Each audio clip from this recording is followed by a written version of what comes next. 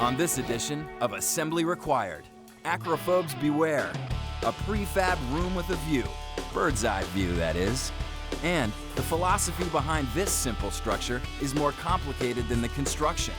Backyard prefab is front and center. Up next on Assembly Required.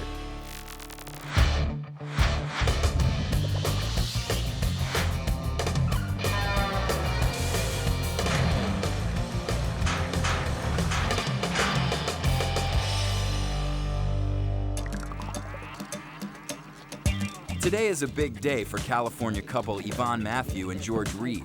It's construction day. I just can't wait. I can't wait for it to be done. I can't wait to stand up there. But there are no cranes, no heavy equipment, no trucks full of materials. Just a few trees and builder Joe Shear. I'm the Hooch builder. I'm the guy. You heard him right. He's the Hooch builder. First, when I heard the word hooch, I was kind of like, what's a hooch? I didn't know what a hooch was. All I could think about was a hoochie coochie. Remember Charo used to do the hoochie coochie?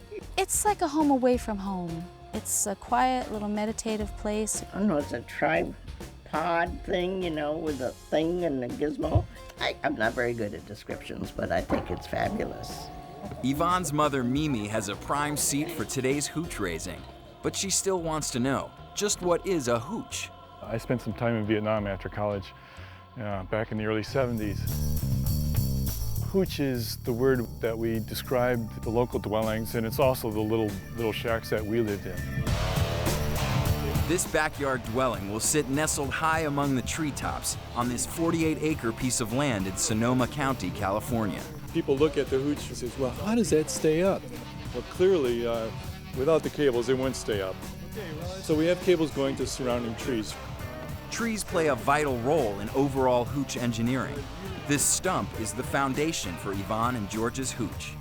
We dug out an area underneath this, filled it with rocks, leveled it, dropped the tree trunk on top of it, and that's it. It's a floating foundation. Joe scrapes the bark off the support poles with a draw knife. These 23.5-foot long, 6-inch diameter Douglas fir poles were locally and sustainably harvested. This environmental approach is part of what attracted Yvonne and George to the hooch. It's eco-friendly. It won't really disrupt our property at all. It has such a very small base that we're not going to have to tear down a lot of trees or do any damage. And the beauty of it is, when we leave the site looks exactly as the way when we found it.